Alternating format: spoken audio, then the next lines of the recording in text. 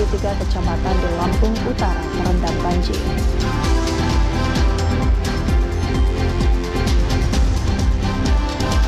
Hujan deras di mana Lampung sebabkan tembok sepanjang 7 meter runtuh.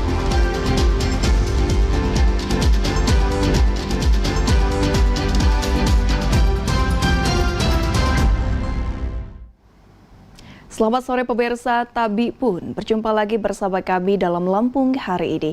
Sebelum kami menyajikan informasi hari ini, kami mengajak Anda untuk turut berpartisipasi dalam survei kepuasan masyarakat. Partisipasi Anda sangat penting bagi kami sebagai bahan evaluasi dan peningkatan kualitas siaran. Dan Anda dapat dengan mudah mengisi survei ini dengan memindai barcode yang tertera di layar. Dan bersama saya Kenanga Aprilaski berikut berita selengkapnya.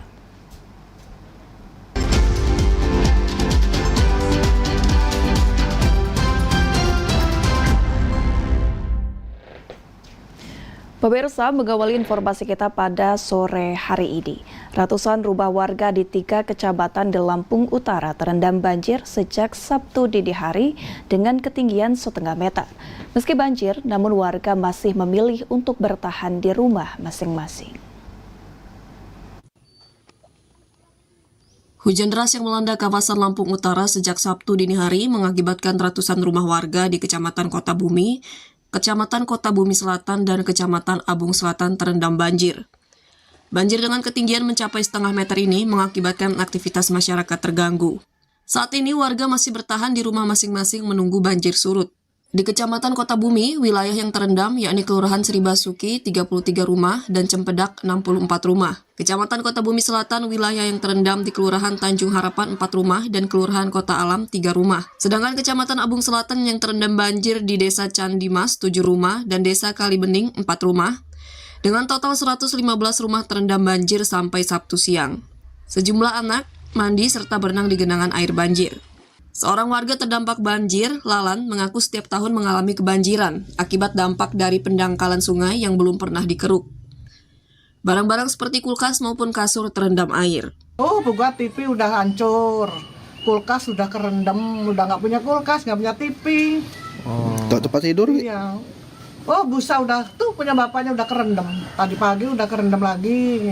Nah, kemarin baru diganti udah kerendam lagi. Janjinya Pak itu kan katanya mau dikeruk. Ternyata sampai sekarang ditunggu-tunggu belum dikeruk-keruk. Kan kemarin itu kan udah nggak hujan-hujan kan. Tuh, kita mau nunggu dikeruk aja. Walaupun nggak ditalut nggak apa-apa. Yang penting dikeruk aja lah sampah-sampah biar hilang. Sementara Lurah Cempedak, Dedi Erwansyah mengatakan tidak ada korban jiwa dalam musibah banjir dan untuk lansia sudah dievakuasi ke rumah warga yang tidak terkena banjir.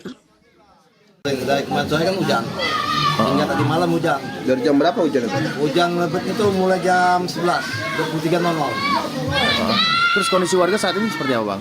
Ya saat ini kondisi warga antisipasi untuk kalau dia nambah naik debit airnya. Warga mengungsi kemana, Bang? Insya Allah ada tempat pengungsian, di musola ada, di kantor kelurahan juga ada. Ada korban jiwa nggak, Bang? Insya Allah nggak ada, alhamdulillah nggak ada. Aji Rezanudin, TVRI Lampung melaporkan. Puluhan rumah di Rawakarya Kelurahan Kota Alam, Kecamatan Kota Bumi Selatan terendam banjir sejak 2 hari lalu dengan ketinggian 0,5 meter. Para korban terdampak hingga saat ini belum mendapatkan bantuan dari pemerintah setempat. Akibat hujan deras sejak beberapa hari ini mengakibatkan sungai Waisesah dan Wairarem meluap hingga saluran airnya meninggi menyebabkan puluhan rumah warga di Rawakarya Kelurahan Kota Alam, Kecamatan Kota Bumi Selatan terendam banjir hingga saat ini. Banjir dengan ketinggian mencapai 0,5 meter ini merendam rumah warga sehingga mengakibatkan aktivitas masyarakat terganggu. Saat ini warga masih bertahan di rumah masing-masing menunggu banjir surut. Data sementara, ada sekitar lebih dari 153 rumah yang terendam banjir di 3 kecamatan, yaitu Kecamatan Kota Bumi Selatan, dan Abung Selatan. Namun hingga saat ini, belum ada bantuan walau hanya sekedar sembako. Seorang warga Rawakarya, Yeni Yanti, mengaku sudah 4 kali air naik turun dari kemarin dan barang berharga sudah dievakuasi dan harus naik ke atap rumah untuk menunggu air surut. Ini naik turun air ini sudah yang udah ke-4 kali. 4 kali. Tapi kemarin cuma hanya buat kesalaman aja. Baru hari ini yang udah naik satu kali. Nah, kita nggak ngungsi yuk? Enggak, kita naik ke atas. Naik ke atas? Jadi aman ya? Aman kalau kita. Terus kalau anak-anak kondisinya sehat atau gimana yuk? Alhamdulillah sehat. Gitu ya. Barang-barang gimana? Barang-barang masih atas beja, ada yang di dalam masih atas ranjang, belum dinaikin karena lihat kondisi airnya juga masih naik turun seperti ini. Bencana alam banjir ini sudah 28 rumah atau 28 kakak. Yang lain mengelilingi rumah atau terkurung air dan halamannya. Ketinggian air sendiri bang? Ketinggian air sampai itu ada yang 1 pinggang, ada yang 1 lutut atau 1 dengkul, 30 cm sampai 40 cm yang terendam air di dalam rumah. Aji Rezanudin, TVRI Lampung melaporkan. Diguyur hujan deras sejak akhir pekan, sejumlah wilayah di Bandar Lampung terdampak longsor, hingga salah satu tembok bangunan runtuh akibat debit air yang tinggi. Sebuah tembok bangunan sepanjang 7 meter di Jalan Antasari, Kecamatan Kedamaian, Bandar Lampung runtuh setelah hujan deras melanda wilayah setempat pada Minggu malam. Berdasarkan keterangan Kepala BPBD Kota Bandar Lampung, Idam Basyar, tembok rubuh karena diterpa arus sungai yang deras pada Minggu malam. Selain tembok runtuh, pada beberapa hari sebelumnya, sebuah tembok lain juga longsor di Kelurahan Durian Payung, Kecamatan Tanjung Karang Pusat. Beberapa genangan juga muncul akibat hujan deras di sejumlah kecamatan seperti Teluk Betung Barat, Waihalim, Kedamaian, Kedaton, hingga Tanjung Senang. Ya betul, beberapa hari ini memang Bandar Lampung beberapa hujan deras. Namun terjadi beberapa genangan di beberapa kecamatan seperti di Waihalim, Labuan Ratu, Kedaton, Kedamaian. Begitu juga di Teluk Betung Barat. Alhamdulillah kita bersama tim Satgas Kota Bandar Lampung yang terdiri dari BPBD, Lingkungan Hidup, Damkar, Pol PP, dan Dinas PU, kita bersama-sama menanggulangi bencana tersebut. Bersama Satgas gabungan yang terdiri dari Forkopimda dan OPD terkait, pemerintah Kota Bandar Lampung rutin melakukan penanganan pasca banjir dan melakukan normalisasi sungai dan drainase. Alfian Dendra, TVRI Lampung melaporkan. Jembatan gantung di Kecamatan Wai Pengubuan Lampung Tegah rusak dan tak bisa digunakan masyarakat setempat. Tali seling jembatan gantung putus saat dilintasi mobil, akibatnya kendaraan tersebut tercebur ke sungai. Jembatan gantung penghubung 2 kecamatan, yakni Kecamatan Wai Pengubuan dan Kecamatan Simpang Agung, rusak berat dan tidak bisa digunakan masyarakat. Tali seling jembatan gantung itu mendadak putus saat dilintasi kendaraan roda 4 hingga menyebabkan satu kendaraan tercebur ke sungai. Peristiwa itu terjadi pada Sabtu sore kemarin, di mana saat satu unit kendaraan mobil box bermuatan kerupuk dari arah Kecamatan Seputi Agung menuju Wai Pengubuan, nekat melintas jembatan gantung yang kondisinya sudah tidak layak pakai dan sangat memprihatinkan.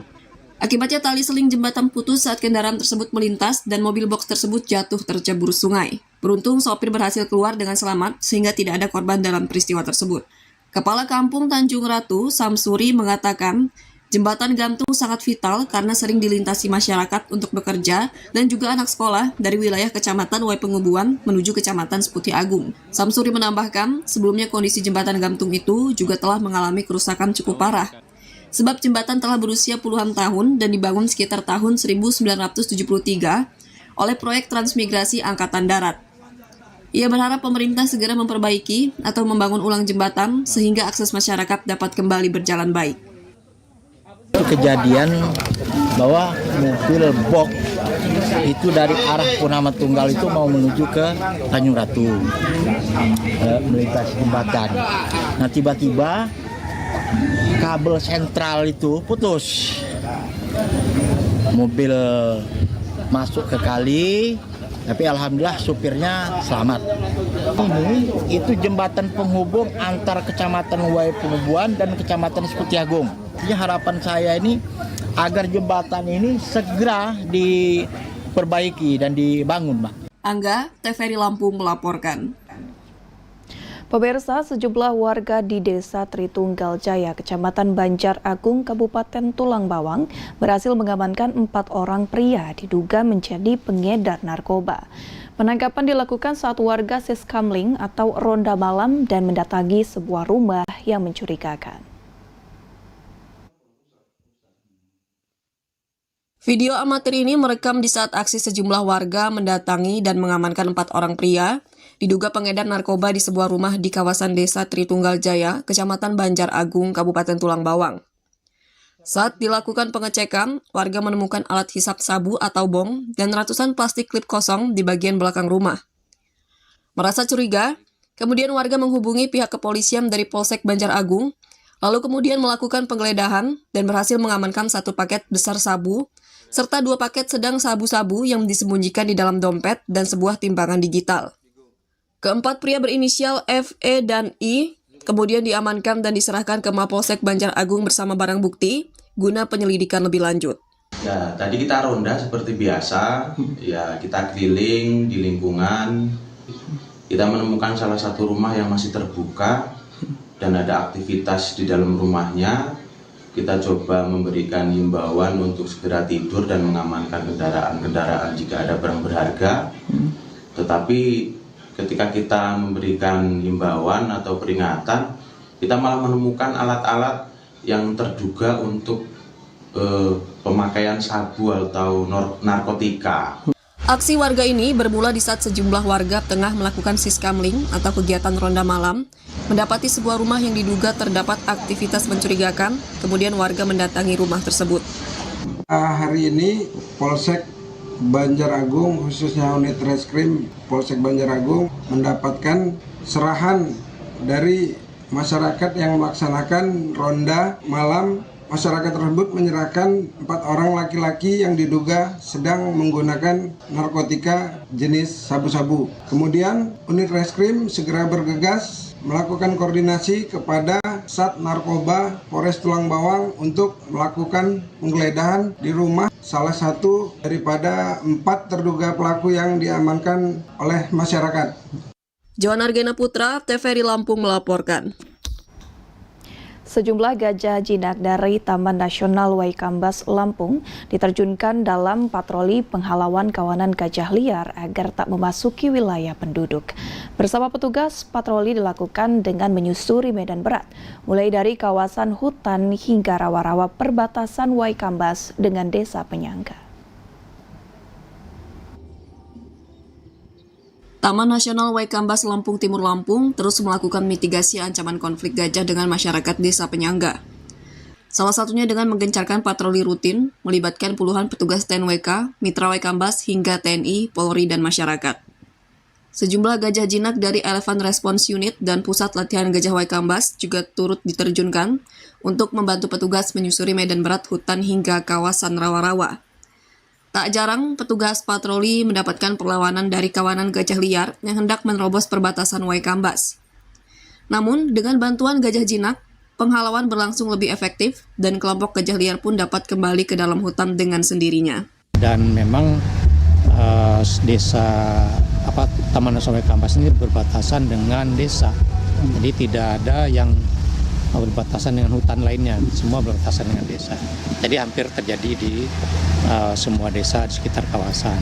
Dan kami setiap malam itu melakukan blokade bersama tim mitra ya, RUKAS, dan kemudian juga masyarakat mitra Polut ya, yang dibentuk berdasarkan SK masing-masing dari kepala desa, kemudian dari petugas dari Taman Nasional. Tak hanya di darat, petugas juga menyisir sepanjang aliran sungai perbatasan Waikambas. Berkat patroli rutin tersebut, hingga kini belum ada laporan terkait adanya konflik gajah dengan masyarakat desa penyangga. MH Naim, TVRI Lampung melaporkan. Pemirsa, informasi lainnya akan segera kami hadirkan usai jeda berikut. Tetaplah bersama kami.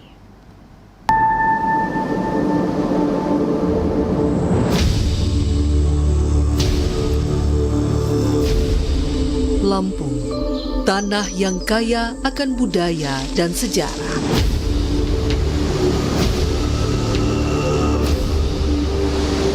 Di balik keindahan alamnya, tersimpan 2 warisan adat besar, Pepadun dan Saibatin.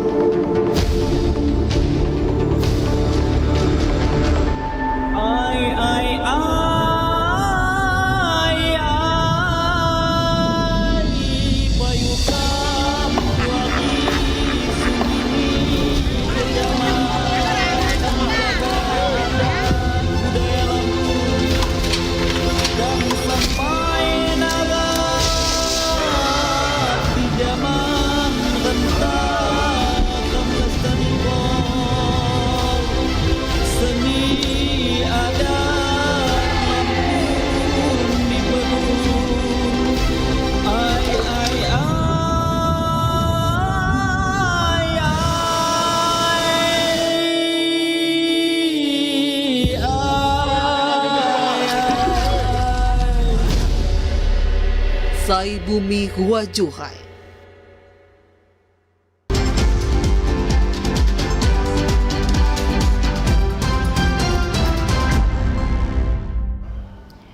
Pemirsa, kembali lagi bersama kami dalam Lampung hari ini. Harga sejumlah komoditas pangan di Pasar Sebeb, Kota Bandar Lampung terpantau mengalami fluktuasi dalam beberapa hari terakhir. Kenaikan harga terjadi pada komoditas cabai, sementara harga bawang merah dan putih mulai turun. Musim hujan yang terjadi mengakibatkan tanaman cabai gagal panen dan distribusi beberapa komoditas terhambat. Dampaknya, harga cabai di Pasar Sebeb, Bandar Lampung naik. Untuk cabai caplak, harga sebelumnya berada di kisaran Rp40.000 per kilogram, kini naik menjadi Rp45.000 per kilogram. Sementara itu, harga cabai merah juga naik, dari sebelumnya Rp30.000 per kilogram, menjadi Rp35.000 per kilogram. Sementara bawang putih yang sempat naik dan dijual Rp35.000 per kilogram, kini kembali turun ke harga awal, yakni Rp32.000 per kilogram. Sementara bawang merah dari harga Rp40.000, hari ini turun ke harga Rp38.000 per kilogram. Pedagang berharap pasokan komoditas ke Bandar Lampung dapat kembali lancar sehingga harga pangan tetap stabil dan daya beli masyarakat tidak terganggu. Evrilia Putri dan Sandi Kurniawan, TVRI Lampung melaporkan. Pemirsa, harga sejumlah komoditas sayuran di pasar tradisional naik dalam beberapa hari terakhir. Hal ini terjadi akibat pasokan berkurang karena cuaca buruk serta meningkatnya permintaan masyarakat. Dalam beberapa hari terakhir, harga beberapa jenis sayuran di pasar tradisional terpantau naik. Seperti harga buncis, rata-rata naik Rp2.000 per kilogram. Untuk buncis asal Bandung yang sebelumnya dijual Rp10.000 per kilogram, kini naik menjadi Rp12.000. Sementara buncis dari Liwa, Lampung Barat juga naik dari Rp8.000 menjadi Rp10.000 per kilogram. Beberapa sayuran hijau lainnya juga mengalami hal yang sama. Seperti kangkung, bayam, sawi putih naik sebesar Rp500 hingga Rp1.000 per ikat. Kenaikan disebabkan cuaca buruk yang mengakibatkan banyak sayur gagal panen dan membusuk. Harganya yang alhamdulillah turun wortel ya Mbak ya.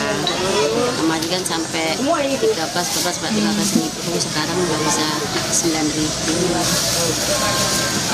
Harga ecer ya Mbak. Terus yang naik apa aja Bu kalau sayur? Yang naik apa buncis. Dari harga? Sempat kan kemarin eceran 8 ribu, sekarang udah 10 ke atas. Di tengah kenaikan harga sejumlah sayuran, terdapat komoditas yang justru menurun. Salah satunya adalah wortel, dari Rp11.000 menjadi Rp9.000 per kilogram. Pedagang menyebutkan fluktuasi harga dipengaruhi pasokan dari beberapa daerah penghasil yang terhambat kondisi cuaca, terutama hujan dengan intensitas tinggi. Di sisi lain, permintaan masyarakat juga meningkat. Pedagang berharap kondisi cuaca segera membaik agar distribusi sayuran kembali lancar dan harga stabil. Evrilia Putri dan Sandi Kurniawan, TVRI Lampung melaporkan. Konflik gajah liar dan manusia di Lampung Timur menunjukkan perlunya penguatan mitigasi berbasis ilmu pengetahuan. Akademisi menilai solusi paling penting dalam mengatasi masalah tersebut tidak hanya bertumpu pada teknologi, tetapi juga pada edukasi dan kolaborasi lintas pihak.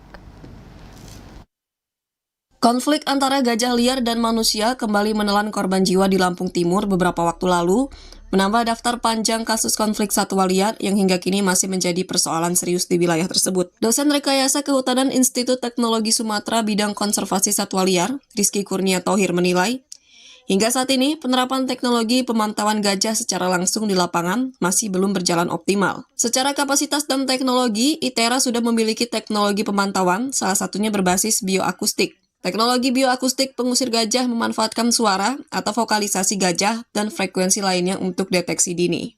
Namun aplikasinya di lapangan memang belum terlaksana karena keterbatasan dana.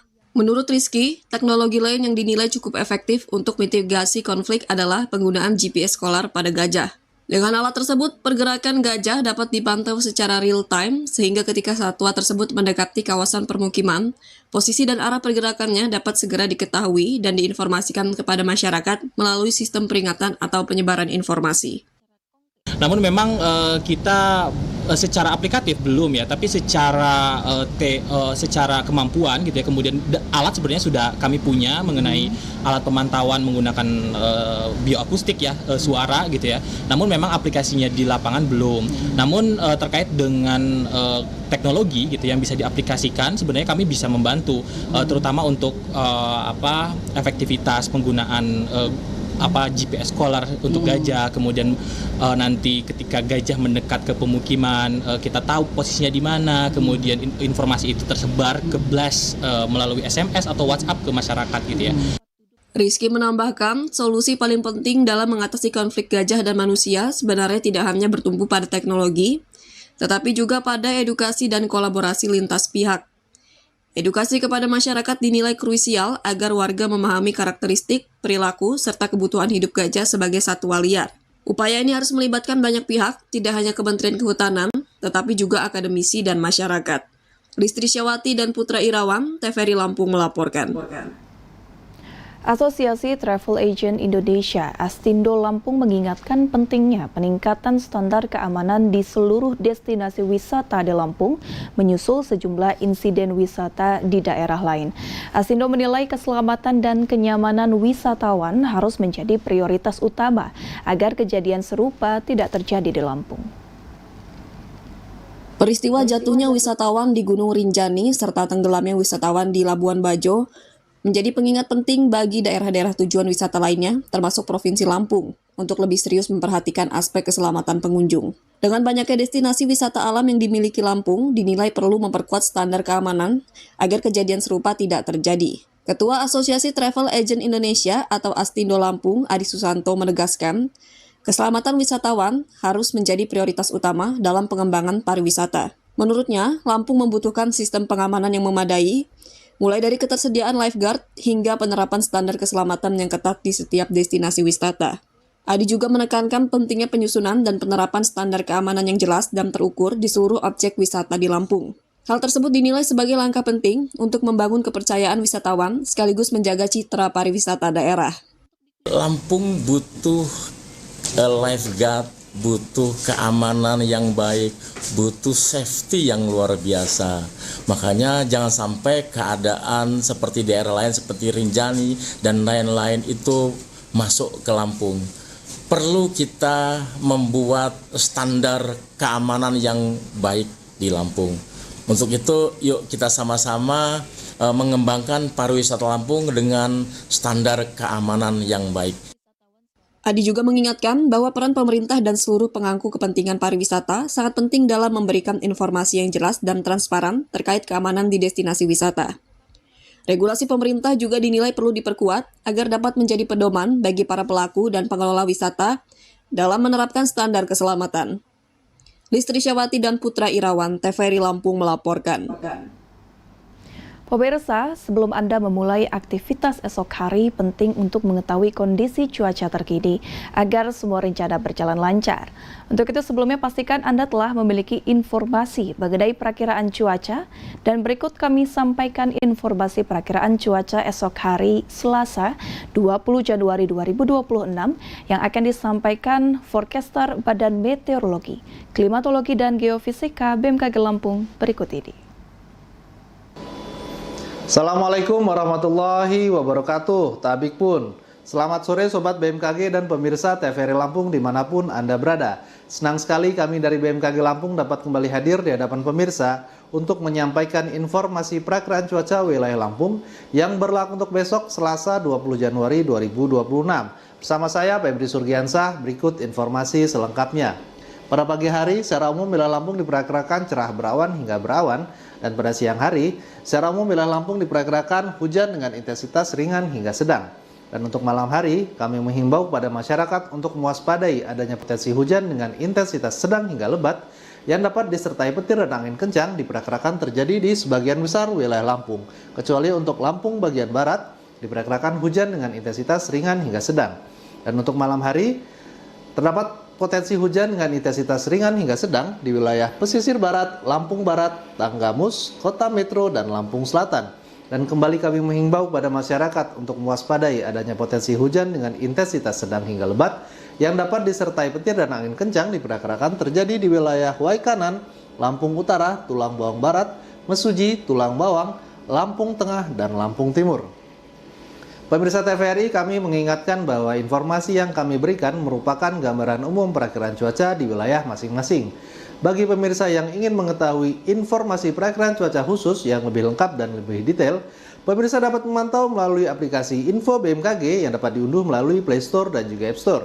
Demikianlah yang dapat kami sampaikan. Terima kasih atas perhatiannya. Wassalamualaikum warahmatullahi wabarakatuh.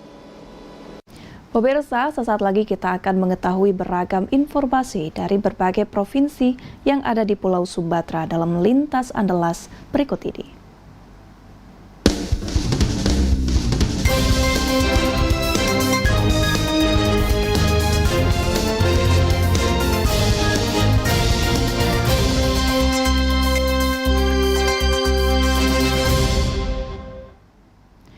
Jembatan rusak akibat banjir dan longsor di Sikabau, Kecamatan Koto Balingka, Jalan Poros Ranah Pasisi, dan Koja, Kecamatan Kinali sudah diperbaiki.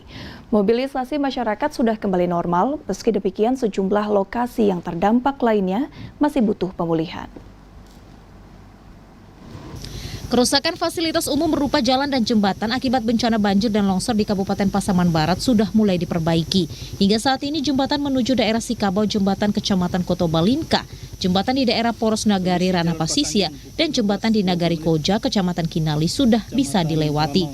Perbaikan awal jembatan tersebut dilakukan oleh masyarakat dalam kondisi darurat dan disusul dengan pembangunan jembatan Bailey Aramco oleh personil TNI dari Kodam 20 Tuanku Imam Bonjol bersama personil Kodim 0305 Pasaman. Jembatan tersebut sangat vital karena menjadi urat nadi pergerakan ekonomi masyarakat setempat. Bahkan hampir 2 minggu atau 1 bulan mereka kesulitan akses sehingga berpengaruh terhadap harga jual barang yang tinggi sementara harga jual hasil pertanian rendah. Sementara itu, masyarakat di Nagari Koto Gadang Jaya atau Koja, Kecamatan Kinali mengapresiasi bantuan jembatan Bailey dengan panjang 18 meter dan hari ini jembatan tersebut sudah bisa dilewati kendaraan. Ya sering banjir juga, kemarin kebetulan kan putus, jadi kita buat untuk sementara. Nah, jadi berhubung ini alat udah bantuan dari Pak Presiden udah nyampe, nah, ini kita bongkar lagi, kita pasang dari bantuan Pak Presiden dengan anggota tim dari TNI Angkatan Darat. Dengan jembatan sebagus ini dan besi semua, apa tanggapan masyarakat? Apakah senang tuh? Ya alhamdulillah masyarakat pada bersyukur atas pemberiannya. Masyarakat berharap pemerintah daerah bisa bergerak cepat karena masih terdapat sejumlah fasilitas umum berupa jalan, jembatan atau irigasi yang rusak akibat bencana tersebut. Perbaikan berkelanjutan diharapkan bisa memulihkan ekonomi masyarakat sekitar. Dari Kabupaten Pasaman Barat, Andika Disaputra, TVRI Sumatera Barat. Pemulihan masyarakat terdampak bencana di Nagari Sinuruik, Kecamatan Talamu, Kabupaten Pasaman Barat butuh penanganan bersama. Selain kerusakan jalan, kondisi kesehatan masyarakat yang berada di daerah tertinggi juga butuh perhatian. Kerusakan akibat bencana alam hidrometeorologi di Nagari Sinurui, Kecamatan Talamau, Kabupaten Pasaman Barat butuh penanganan bersama. Karena terdapat kerusakan jalan yang berpengaruh terhadap perekonomian masyarakat dan penanganan kesehatan. Ratusan warga yang bermukim di Kejorongan Tombang dan Kampung Bate Samui menjadi salah satu daerah terpinggir Kabupaten Pasaman Barat. Kondisi tersebut semakin diperparah karena dampak bencana. Beberapa program pemerintah berupa bantuan pangan dan non-pangan terus diupayakan agar masyarakat kembali pulih, termasuk memastikan kondisi bekas longsoran yang menimpa jalan menuju ke jalan itu aman. Karena informasinya terdapat sejumlah retakan di sekitar lokasi bekas longsoran. Selain pemeriksaan kesehatan gratis yang digelar oleh Ikatan Dokter Indonesia, pembagian sembako dan upaya mitigasi dari dinas terkait perlu ditingkatkan agar tidak lagi menimbulkan korban jiwa karena sebagian masyarakat bermukim di daerah zona merah longsor. Sekitar 300 kepala keluarga terdampak akibat terisolasi dari terjadinya galudo di Kecamatan Talamau ini hampir 2 bulan ya. 2 bulan.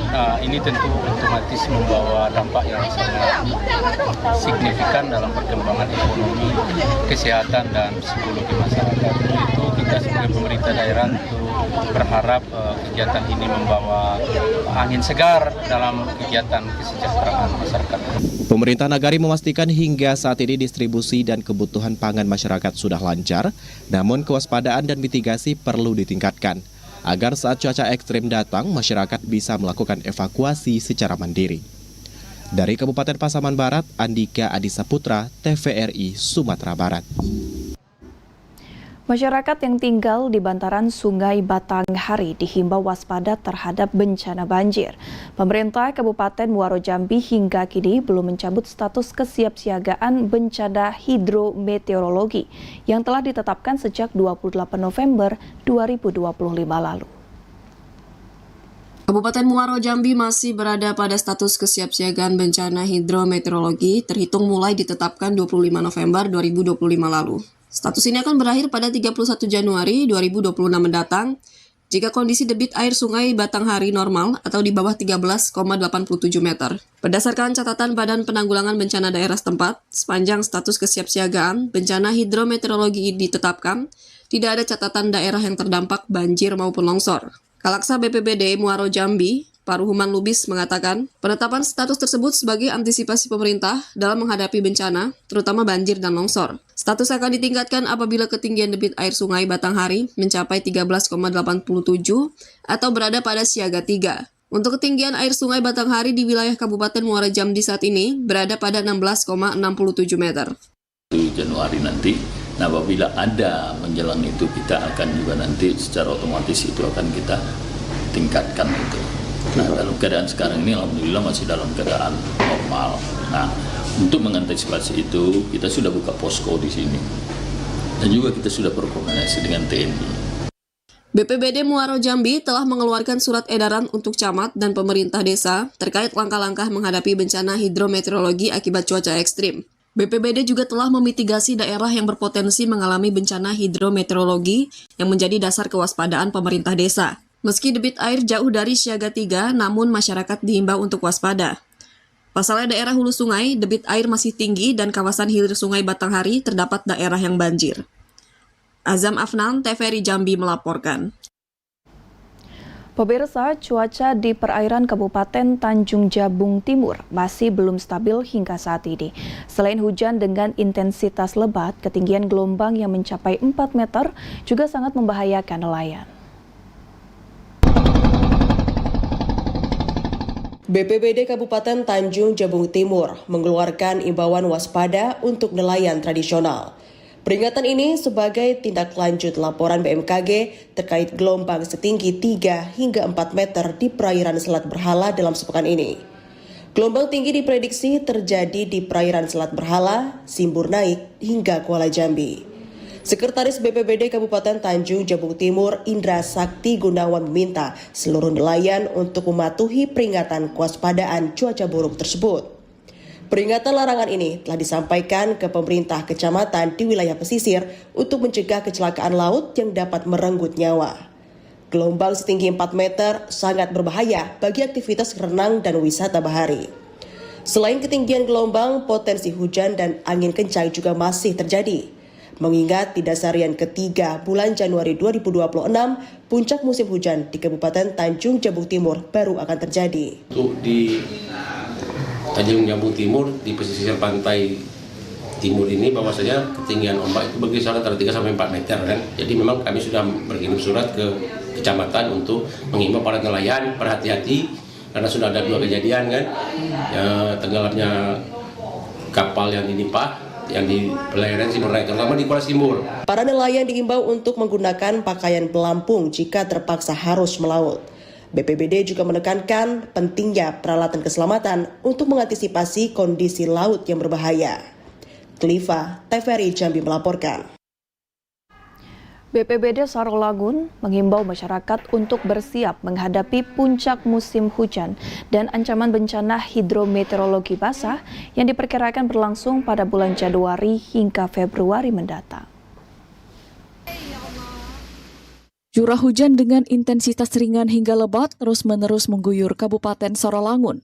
Kondisi ini dapat mengakibatkan terjadinya banjir. Kepala Pelaksana BPBD Sarolangun, Solahuddin Nopri mengatakan pihaknya terus melakukan pengecekan aliran sungai untuk memastikan kondisi debit air. Untuk saat ini, debit air Sungai Batang Asai, Batang Limun, dan Batang Sungai Limbur Tembesi masih normal. BPBD Sarolangun terus mengimbau masyarakat yang tinggal di sekitaran bantaran sungai agar tetap meningkatkan kewaspadaan, terutama saat terjadi hujan. Setiap hari kan ada update BMKG, itu memang relatif hujan tapi dalam keadaan yang masih normal. Ini hujan sampai Februari lah, normal. Kita pantau setiap hari. Kemudiannya kita nengok dari batas dari jembatan.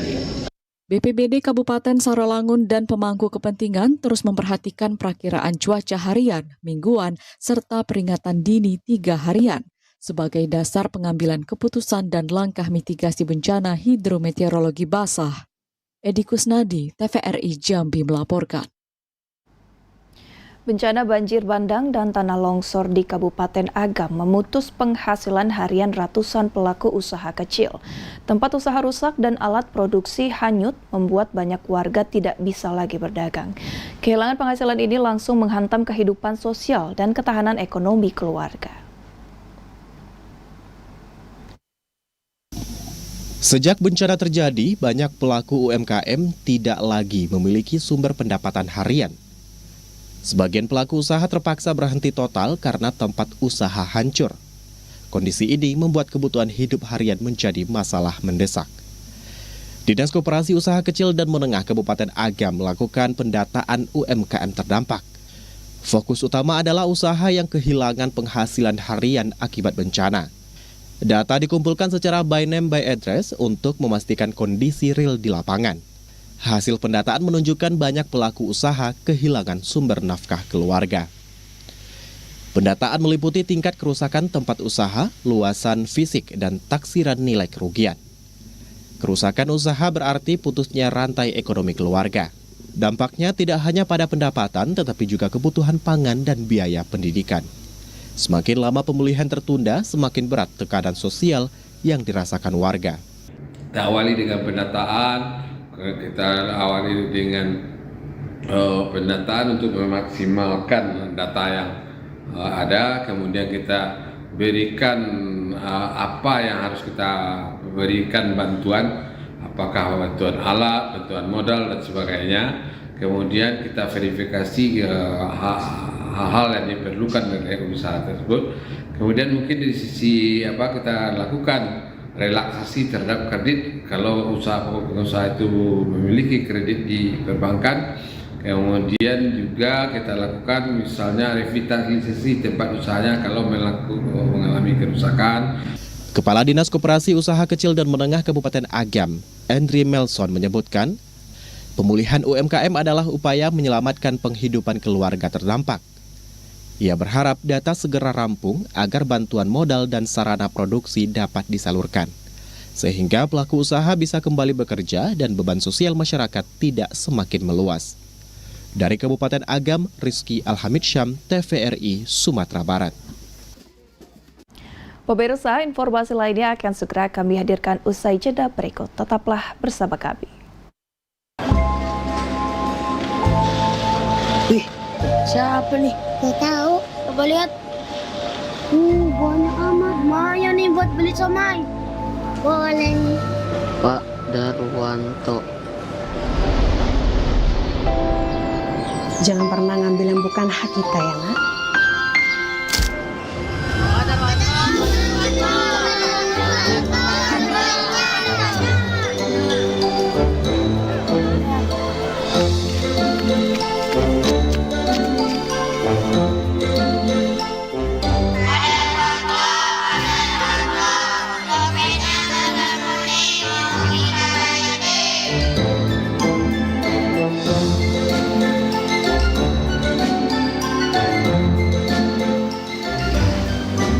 Oh iya, ini punya Pak D.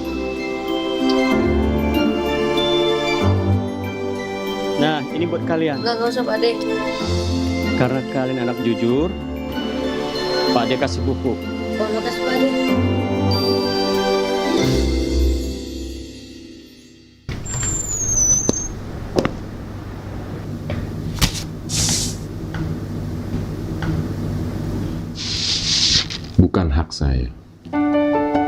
Terima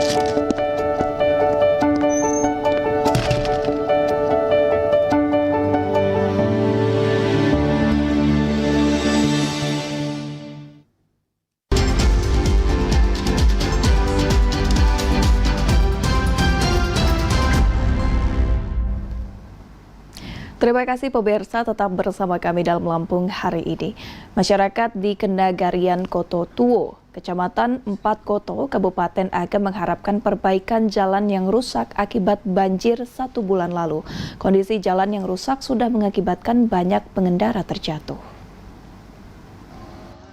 Bencana banjir yang terjadi di Kenagarian Koto Tuo, Kecamatan Ampek Koto, Kabupaten Agam 1 bulan lalu mengakibatkan jalan di daerah tersebut mengalami kerusakan yang cukup parah.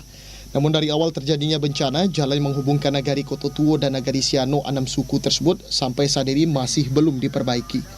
Kondisi jalan yang retak, aspal terkelupas dan juga banyak kerikil dan bergelombang sangat membahayakan bagi pengendara yang melewati jalan tersebut.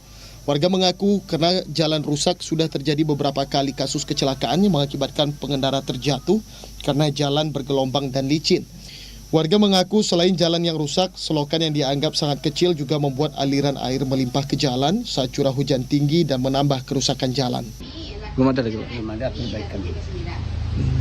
Jadi untuk kondisi jalan saat ini bagaimana, Pak? Ya hati-hati aja lewatnya. Masih banyak yang rusak ya, Pak, jalannya? Masih. Warga berharap pemerintah bisa memperbaiki jalan yang rusak, mengantisipasi bertambahnya korban dan melakukan pelebaran selokan agar aliran air tidak meluap ke jalan. Dari Kabupaten Agam, Jeffrey Wahyudi, TVRI Sumatera Barat. Wakil Bupati Seluba, Gustianto, bersama tim Satgas melakukan monitoring dan evaluasi Satuan Pelayanan Pemenuhan Gizi atau SPPG makanan bergizi gratis di Kabupaten Seluba. Dalam monef tersebut, Wakil Bupati menemukan sejumlah pelanggaran SOP, mulai dari pengelolaan limbah hingga kualitas bahan baku makanan. Monitoring dan evaluasi SPPG MBG dilakukan Wakil Bupati Seluma Gustianto bersama Satgas MBG Pemerintah Kabupaten Seluma di 3 titik lokasi. Di antaranya SPPG MBG Desa Cahaya Negeri dan BP2 Kecamatan Sukaraja, serta SPPG MBG Desa Sukamaju Kecamatan Air Periukan. Kegiatan ini dilakukan untuk melihat secara langsung uji kelayakan dan kepatuhan standar operasional prosedur SPPG MBG. Sekaligus memastikan program makan bergizi gratis dari Presiden Republik Indonesia berjalan maksimal dan aman bagi penerima manfaat. Dalam monef tersebut, Wakil Bupati menemukan pengelolaan limbah di SPPG MBG Desa Cahaya Negeri tidak sesuai SOP. Antara lain, tidak ditemukannya saringan limbah dan sistem pembuangan yang belum memenuhi standar. Selain itu, ia juga menemukan kualitas bahan baku makanan di 3 SPPG MBG tersebut dinilai masih di bawah standar ketentuan program. Menyikapi temuan ini, Gustianto memberikan catatan dan peringatan agar seluruh SPPG MBG segera melakukan perbaikan. Ia berharap sebelum monef lanjutan dilakukan, seluruh catatan sudah dibenahi. Sementara itu, Kepala SPPG MBG Desa Cahaya Negeri, Freddy Fomi, mengatakan seluruh catatan dan temuan Wakil Bupati telah disampaikan kepada pihak yayasan. Pihaknya menargetkan dalam waktu 3 hari, seluruh persoalan tersebut akan selesai dan sesuai SOP. Jadi ini merupakan kegiatan daripada Satgas AMBG untuk memonitoring dapur-dapur yang sudah melaksanakan kegiatan-kegiatan ini yang sudah berjalan.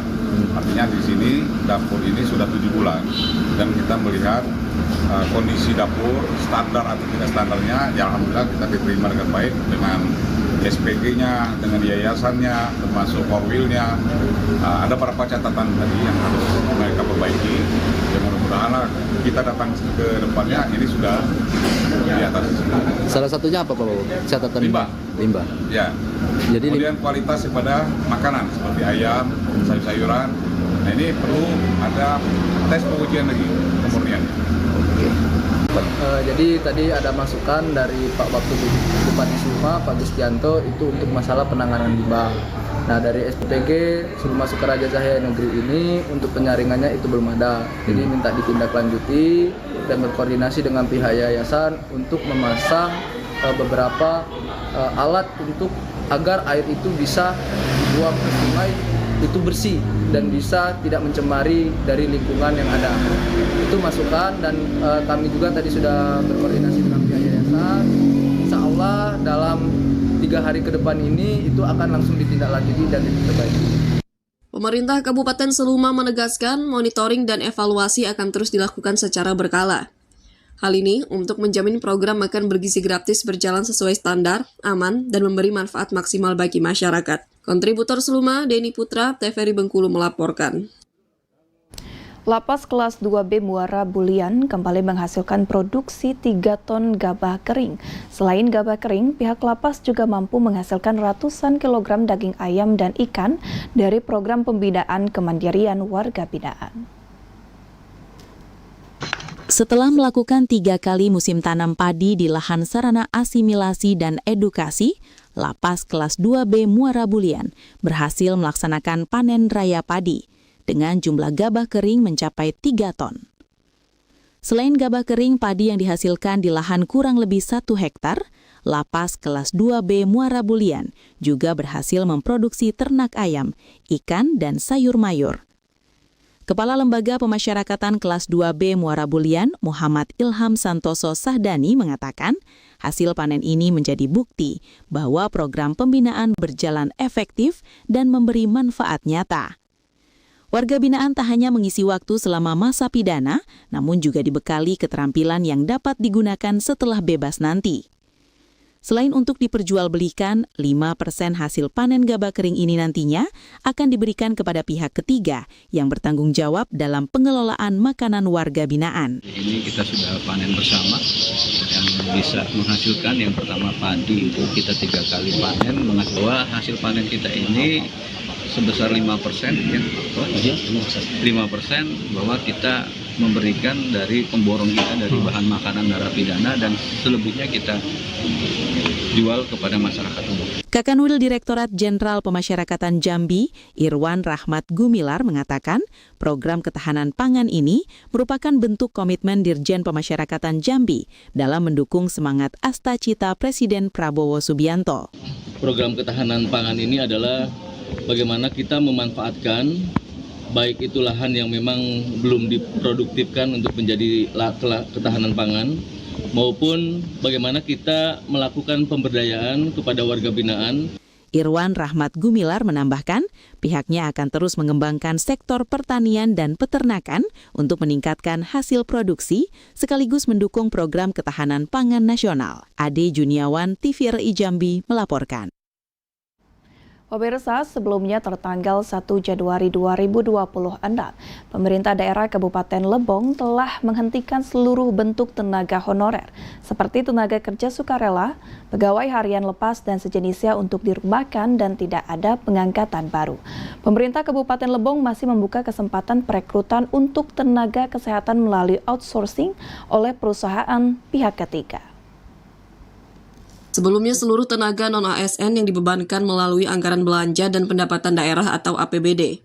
Sesuai dengan surat edaran PJ Sekretaris Daerah Pemerintah Daerah Kabupaten untuk sementara dirumahkan pada 1 Januari 2026 lalu hingga batas waktu yang tidak ditentukan. Termasuk diantaranya tenaga kesehatan RSUD hingga puskesmas yang sebelumnya mereka diberi kesempatan untuk tetap dapat mengabdi sebagai tenaga kerja sukarela TKS saat ini turut dirumahkan. Pelaksana tugas Kepala Badan Kepegawaian dan Pengembangan Sumber Daya Manusia BKPSDM Lebong, Reko Haryanto mengatakan, atas pertimbangan pelayanan krusial bagi masyarakat, tenaga non-ASN kesehatan kembali diberikan kesempatan outsourcing berdasarkan petunjuk Kepala Daerah Bupati Lebong. Ia juga menyebut kebijakan atas kesempatan outsourcing khusus tenaga kesehatan juga telah disampaikan kepada Direktur RSUD untuk segera mengambil kebijakan untuk menempatkan kembali tenaga non-ASN di lingkup pelayanan kesehatan.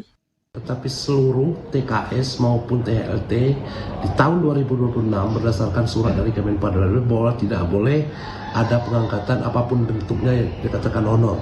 Jadi khusus di rumah sakit umum daerah ada hal yang penting ini untuk pelayanan masyarakat. Kemarin Pak Bupati sudah memberikan petunjuk agar direktur yang baru mengambil kebijakan agar pelayanan kepada masyarakat ini tidak terganggu. Artinya silakan direktur melakukan upaya-upaya agar pelayanan ini tidak terhambat terhadap. Diketahui tahun 2026, pemerintah telah menghentikan tenaga honorer di instansi pemerintahan, menyusul berakhirnya masa transisi penataan tenaga non-ASN tertanggal 31 Desember 2025 lalu. Atri Prasetyo, TVRI Bengkulu melaporkan. Mengantisipasi terjadinya berbagai bentuk kenakalan remaja, terutama penyalahgunaan narkoba, sekolah di Payakumbuh perbanyak kegiatan di luar proses belajar mengajar di bangku sekolah. Kegiatan yang digelar diharapkan menjadi wadah positif bagi peserta didik. Sekolah perbanyak kegiatan positif mencegah kenakalan remaja di Payakumbuh dan Kabupaten 50 Kota. Kegiatan positif di luar jam pelajaran formal yang digelar berupa pertandingan atau event olahraga. Kejuaraan basket tingkat SLTP dan MTS digelar dengan melibatkan puluhan sekolah di Kota Payakumbuh dan Kabupaten 50 Kota. Event tersebut juga diharapkan menjadi media pembinaan karakter sekaligus sarana untuk menyalurkan minat dan bakat remaja, sehingga mereka terhindar dari hal-hal negatif termasuk penyalahgunaan narkoba, balapan liar, serta antisipasi kecanduan bermain handphone. Kenakalan remaja yang saat ini memang sangat luar biasa. Mudah-mudahan dengan adanya kegiatan positif di luar jam pembelajaran ini, anak-anak kita bisa diatasi untuk itu semua. Kenakalan remaja saat ini dinilai cukup mengkhawatirkan sehingga sekolah dan keluarga diharapkan terus aktif membimbing peserta didiknya. Pihak sekolah juga berharap siswa memiliki wadah aktif, kompetitif, dan terarah, termasuk untuk menyiapkan bibit atlet untuk berbagai event tingkat kota, provinsi, dan pekan olahraga pelajar. Dari Kota Payakumbuh, demikian laporan Edward, TVRI, Sumatera Barat.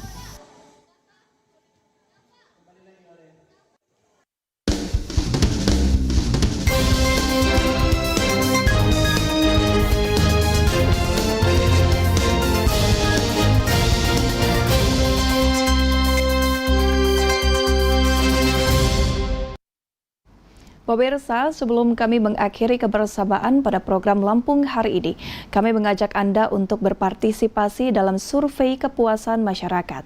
Anda dapat mengisi survei dengan mudah melalui pemindaian barcode yang tertera di layar. Akhirnya saya Kenaga Aprilaski atas nama seluruh kerabat kerja TVRI Lampung yang bertugas, mengucapkan terima kasih atas perhatian Anda. Selamat sore dan sampai jumpa.